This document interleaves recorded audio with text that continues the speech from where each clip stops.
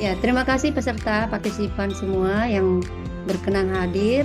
Selain tadi dari mahasiswa Stikes Dirgahayu Samarinda, ada juga praktisi dan mahasiswa lain dari universitas yang ada di Surabaya dan di Jogja ya kayaknya yang Bu Cika ya. Ya, teman-teman, kita lanjut untuk sesi ketiga ini adalah tadi merangkum dari apa yang disampaikan oleh Dr. Ervin. Kita dipaparkan awal tentang bagaimana kita merefleksikan diri kita sebagai seorang tenaga kesehatan menghadapi pasien-pasien yang tadi dengan penyakit terminal tadi yang disebutkan adik-adik di room chat. Lalu paparan yang kedua sangat baik sekali dari Ibu Yayu, bagaimana perkembangan perawatan paliatif ini di Indonesia sendiri, lalu di kurikulumnya. Bu Yayu juga sudah sharing tentang bagaimana perawatan paliatif itu dikombinkan ke dalam kurikulum yang ada. Nah, kita juga di Stikes Dirgahayu nanti di sesi akhir kami akan memaparkan juga hal-hal terkait perawatan paliatif tadi, karena seperti disampaikan oleh pembicara 1 dan 2 bahwa perawatan paliatif ini ya sangat dibutuhkan oleh pasien dan keluarganya itu. Saya izin share screen ya Bu Cika ya. Iya, silakan Bu Rufina. Oke, ini tadi CV sudah jadi kelihatan ya Bu? Iya, sudah kelihatan Bu. Ya, sudah dibacakan Bu Cika Ya. tadi. Kita masuk ke topik ketiga adalah bagaimana praktik asuhan keperawatan pada perawatan paliatif ini, khususnya kita mempersiapkan mahasiswa-mahasiswa perawat khususnya untuk tadi bagaimana menjadi perawat yang siap melayani pasien dalam perawatan paliatif. Tentu kita mulai lagi, tadi sudah disampaikan oleh Ibu Yayu terkait legalnya. Jadi legalnya perawatan paliatif itu sudah ada. Nah, di topik ini saya akan memaparkan tentang etika-etika apa yang harus kita perhatikan, harus kita pertahankan dalam melakukan perawatan paliatif. Lalu tadi hal-hal terkait bagaimana sih kita berkomunikasi dengan sesama tim. Ya, tim tadi juga sudah dijelaskan oleh Dr. Ervin. Ya, siapa saja sih tim tadi sudah dijelaskan. Lalu ini saya menjelaskan bagaimana etikanya kita menghadapi pasien, keluarga, tim tadi ketika kita memberikan perawatan, dan bagaimana kita berkomunikasi. Yang pertama adalah dasar filosofis dan etik keperawatan paliatif. Ini mencakup prinsip-prinsip pendekatan secara holistik. Jadi teman-teman sudah kita ketahui bahwa kalau dikatakan holistik berarti menyeluruh, mulai dari fisik, psikologis, bios, ya spiritual, kultur, ya dalam merawat pasien dengan penyakit terminal atau yang mengancam jiwa. Nah, yang pertama adalah tadi pendekatan holistik ya. Lalu bagaimana kita memberikan penghargaan, tadi sudah dijelaskan juga di sesi 1, sesi 2, bagaimana kita memberikan penghargaan terhadap kehidupan ya dan martabat manusia. Dengan cara apa? Ya melalui kita menghormati nilai-nilai yang dianut, keyakinan, preferensi pasien dalam kita memberikan perawatan nantinya, atau mempersiapkan nih adik-adik nanti memberikan perawatan paliatif. Berikutnya adalah di etis ini kita juga perlu pemahaman akan penderitaan yang dialami oleh pasien dan keluarga. Kita berupaya, ya perawat berupaya untuk meringankan penderitaan fisik, emosional, spiritual, dukungan terhadap keluarga di saat kondisi yang sulit. Nah, lalu berikutnya adalah etika dalam keputusan medis. Nah, perawatan harus mempertimbangkan prinsip-prinsip etik seperti apa saja: otonomi, keadilan, tidak merugikan, dan dalam bentuk kemanusiaan dalam memberikan keperawatan. Lalu berikutnya adalah yang terakhir itu adalah bagaimana cara kita melibatkan, tadi juga sudah dijelaskan, melibatkan pasien dan keluarga dalam proses perawatan. Kita melakukan komunikasi yang terbuka, dan menghormati keputusan-keputusan yang diambil oleh keluarga dan pasien. Jadi seperti disampaikan adalah bagaimana mereka bisa mampu untuk bertahan, yang kita memberikan layanan yang semaksimal mungkin. Jangan mengatakan saya sudah cukup untuk melakukan perawatan sudah. Lalu dipersiapkan tadi pasien untuk memilih saya meninggal tadi dengan bermartabat atau dengan baik, seperti itu. Lalu berikutnya kita melihat sekilas bahwa perawatan paliatif ini tadi sudah juga waktu di pengantar juga Dr. Astrid telah mengatakan pendiri kita atau ibu kita di dalam perawatan itu adalah Ibu Florence. Ini sudah mengatakan, sudah menyampaikan secara terinsplisif bahwa keperawatan itu adalah kita menginginkan hal yang lebih baik, hal yang terbaik. Nah, terbaik untuk siapa? Tentu terbaiknya untuk pasien kita, pasien dan keluarganya. Jadi beliau sudah menyampaikan dari awal bahwa seorang perawat itu harus mampu memberikan yang terbaik, gitu ya. Lalu kedua ada tokoh lagi satunya adalah Ibu Virginia Anderson. Beliau ini juga tentu adik-adik tahu tentang Virginia ya. Ini ada beliau meneliti tentang kebutuhan yang harus dimiliki oleh pasien, sehingga perawat memperhatikan kebutuhan tersebut. Ada 12 kebutuhan yang disampaikan oleh Virginia. Nah, Virginia Anderson juga mengatakan bahwa untuk membantu individu itu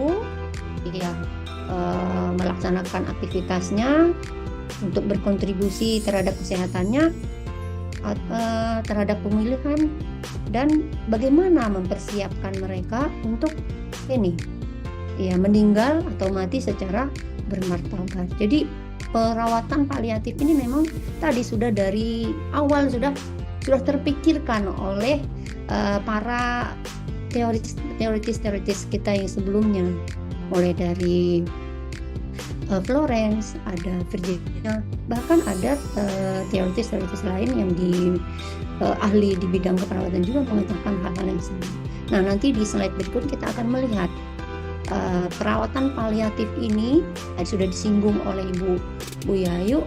Kalau nggak ada dasar yang kuat, bagaimana cara kita mengasihi pasien kita, maka nggak akan terwujudlah si perawatan ini.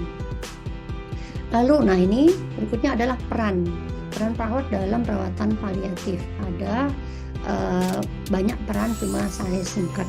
Ada 5. Yang pertama, bagaimana cara kita menilai ini dengan melakukan pengkajian secara komprehensif, secara holistik. Dia kita mulai secara menyeluruh, baik dari fisik, psikologis, sosial, dan spiritual. Setelah kita menilai, melakukan pengkajian yang menyeluruh, maka kita mempersiapkan bagaimana memberikan layanan kepada pasien tadi melalui perencanaan tindakan keperawatan yang akan kita berikan. Setelah itu kita melakukan pelaksanaannya atau implementasi melalui dukungan emosional, psikologis, spiritual kepada pasien dan keluarga. Berikutnya, hasil tadi, output yang ingin kita inginkan, maka kita nilai. Kita lihat bagaimana respon pasien dan keluarga terhadap perawatan yang kita berikan.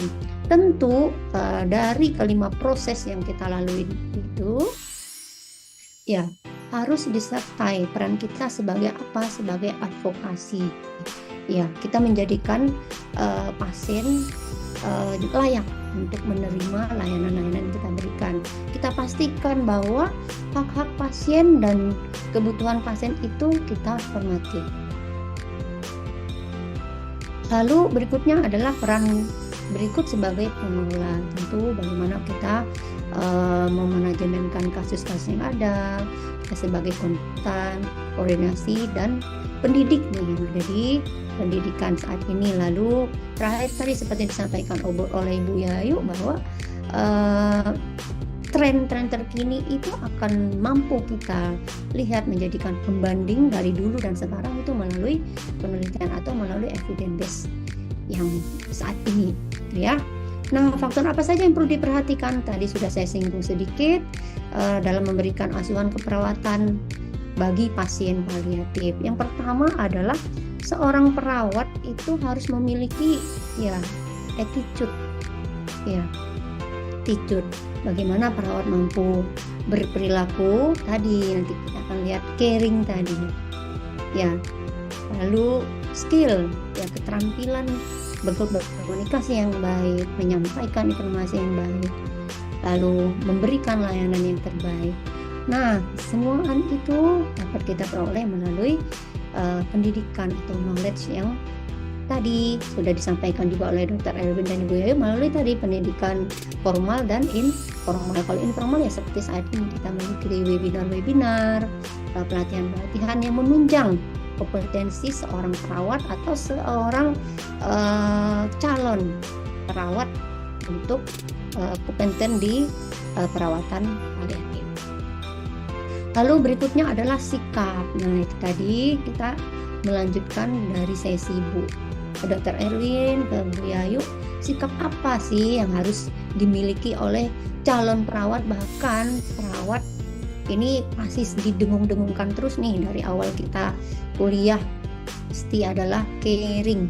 Bagaimana kita memiliki rasa peduli, hormat, menghargai hak-hak pasien dan keluarganya. Lalu kita mampu untuk berbagi ilmu pengetahuan kita, lalu mampu untuk berdiskusi bersama pasien dan keluarga. Bagaimana kita mampu? Tadi kalau kita sudah caring, pasti otomatis kita mampu untuk memberikan senyum terbaik, untuk meningkatkan rasa nyaman ketika menyapa pasien, membuka pintu ruangan rawat pasien dengan senyuman. Maka rasa damai, rasa nyaman itu akan dirasakan oleh pasien dan keluarganya. Lalu bagaimana kita mampu untuk membantu permasalahan-permasalahan yang dihadapi oleh pasien dan keluarga. Lalu keterampilan kita atau sikap kita memberikan sentuhan, baik fisik maupun psikologis, merupakan komunikasi simpatis yang lebih bermakna, sehingga tadi caring dapat terjadi nih, Lalu bagaimana kita mendapatkan emosional yang baik dari pasien dan perawat lainnya, rasa senang atau duka tadi kita bagaimana mengungkapkannya seperti itu Jadi beberapa hal atau sikap-sikap ini harus dimiliki oleh perawat paliatif. Lanjut sedikit, ada lagi sama 6. Lalu bagaimana kita meyakini orang lain itu memiliki hasrat dan kemampuan untuk selalu meningkatkan derajat kesehatannya. Jadi kita mengiyakan pasien dan keluarga untuk mampu melakukan perawatan secara mandiri. Lalu bagaimana kita belajar untuk mendengar dan mengembangkan ilmu pengetahuan kita dan keterampilan melalui pendidikan formal maupun informal. Lalu respect terhadap pasien, menjaga kerahasiaan pasien.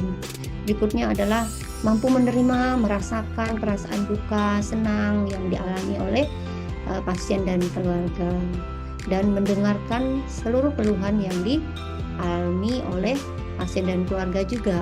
Tadi seperti 5 proses keperawatan tadi kita mulai dari pengkajian yang menyeluruh. Maka ketika 5 proses itu kita lakukan, maka sikap-sikap ini juga harus tertanam pada diri kita sebagai seorang perawat dan bagi calon perawat. Nah, berikut ini adalah tadi sudah disampaikan juga oleh pembicara yang sebelumnya bahwa kita ini tidak bekerja sendiri dalam melakukan atau memberikan asuhan keperawatan paliatif. Perawat itu tidak bekerja sendiri, maka kita akan melihat irisan antara merah dan hijau ini menjadi seimbang. Kita bekerja dengan tim yang lain. Nah, contohnya ini dengan dokter, punya porsi yang berbeda namun tujuannya itu sama, memberikan tadi layanan kenyamanan, atau bahkan yang terakhir adalah mempersiapkan pasien itu meninggal secara bermartabat dengan posisi kita yang berbeda, namun tujuannya adalah sama. Yang ketika di tim yang lain, di kedokteran begitu, mereka memberikan pengobatan. Kalau pengobatan sendiri tanpa ada caring ya atau support sistem dari perawat juga, kita nggak akan bisa tercapai perawatan, khususnya perawatan paliatif. Jadi kita bekerja timnya, seperti disampaikan sebelumnya. Jadi terlihat di irisan dari gambar ini, membagi porsi yang sama ya dengan tindakan yang berbeda. Jadi kita berjalan beriringan. Nah, ini sikap sudah tadi kita sampaikan di depan bahwa mempunyai falsafah hidup yang pokok. Ya, jadi berapa prinsip-prinsip tadi harus kita miliki sebagai tenaga perawatan yang disiapkan untuk melayani pasien. Lalu agama dan sistem nilai juga harus pokok. Ya, bagaimana kita mampu memberikan dukungan spiritual kalau kita tidak memiliki falsafah yang pokok, termasuk tadi di agama. Jadi tadi sudah disampaikan, kita mendampingi pasien dari semua agama, tidak memilih nih ya, saya nanti melayani agama ini saja, tapi tidak. Ya, kita memfasilitasi ya pasien-pasien kita untuk memperkuat keyakinan yang mereka miliki sesuai dengan kepercayaannya masing-masing. Lalu berikutnya tadi, kemampuan mendengar dengan baik dan memberikan motivasi pasien untuk melakukan perawatan semaksimal mungkin sesuai dengan yang disampaikan oleh Florence Nightingale. Florence Nightingale sudah memesankan seorang perawat itu harus mampu memberikan layanan yang terbaik. Ya. Jadi itu yang menjadi dasar kita, pedoman kita dalam memberikan asuhan keperawatan, yaitu berikan layanan yang terbaik.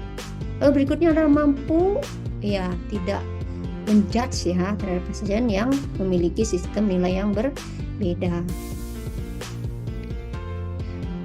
Lalu berikutnya tidak melakukan reaksi berlebihan. Nah, ini juga nih, jika terdapat kondisi yang tidak wajar ya, atau menangis histeris gitu, malah perawatnya yang menangis histeris, ya jadi tidak wajar itu ya. Jadi kita harus mampu memberi ketenangan tadi, walaupun tadi disampaikan kan kita harus mampu berempati, Bu ya.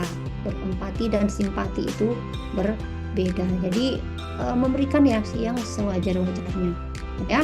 Mampu mengkaji, mengevaluasi secara cermat dari perilaku non verbal ya. Jadi verbal kita ini juga dilihat oleh pasien dan keluarga.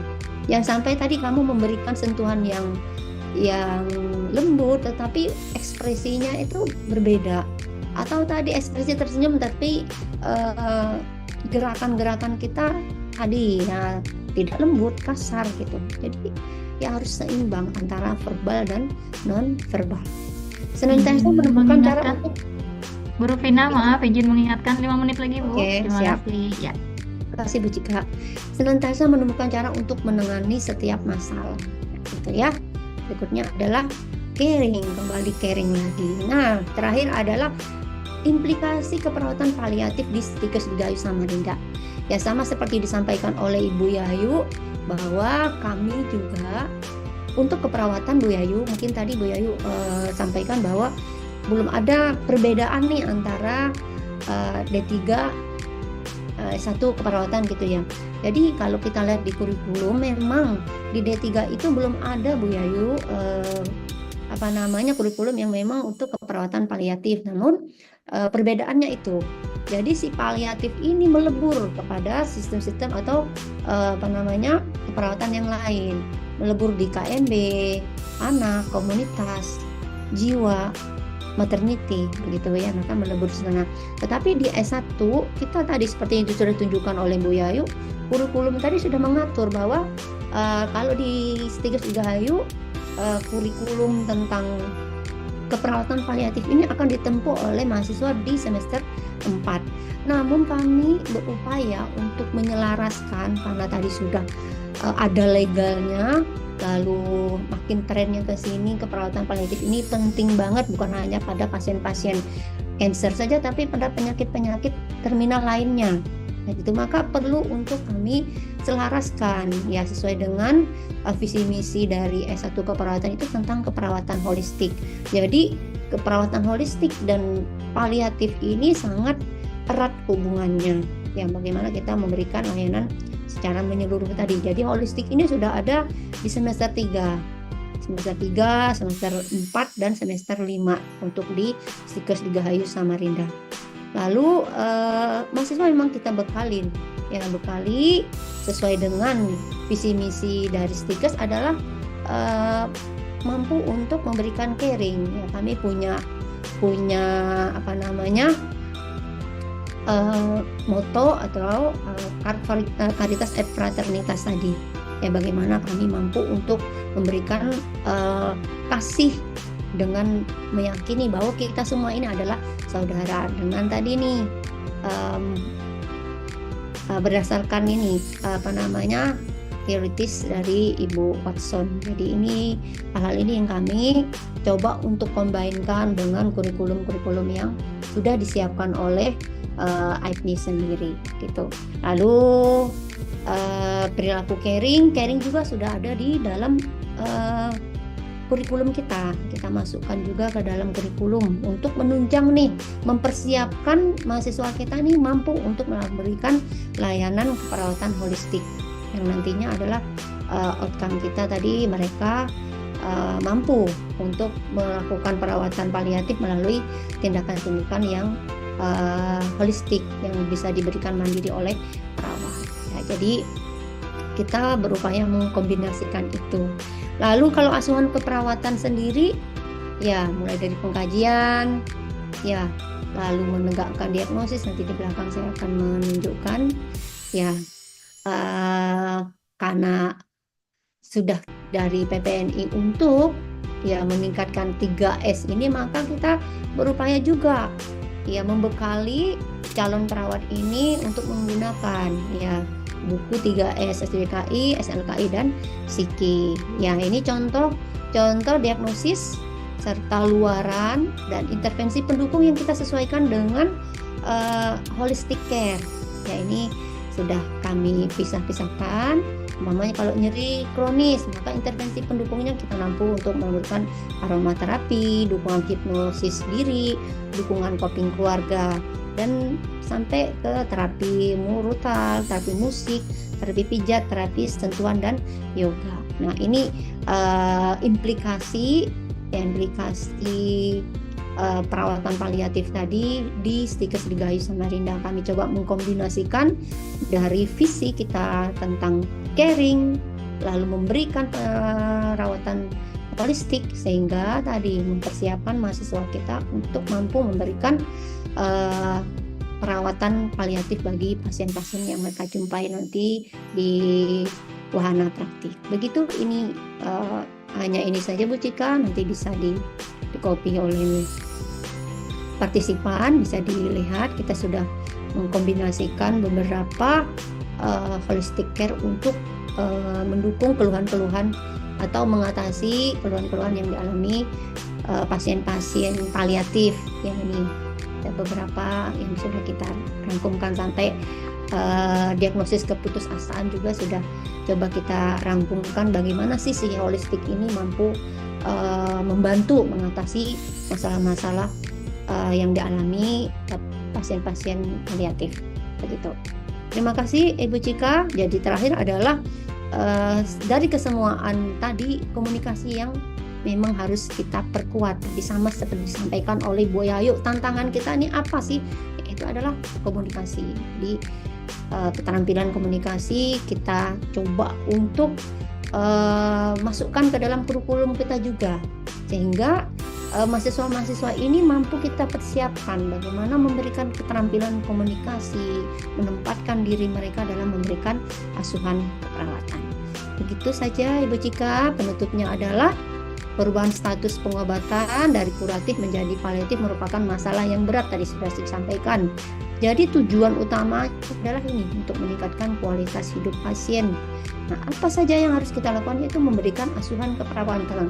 Ketika kita mengatakan asuhan berarti 5 domain tadi harus kita miliki. Mulai bagaimana kita melakukan pengkajian secara holistik, ya menegakkan diagnosis dari masalah-masalah yang kita jumpai, merencanakan, melaksanakan dan melakukan evaluasi sehingga kualitas hidup pasiennya meningkat. Bahkan pasien mampu untuk memilih bagaimana hidupnya, bagaimana nanti dia meninggal, ya itu sudah dapat kita berikan sedini mungkin, yaitu kita ajarkan di pendidikan, mempersiapkan mahasiswa kita untuk mampu menjadi perawat paliatif yang tentunya berdasarkan caring. Terima kasih Bu Cika, saya kembalikan.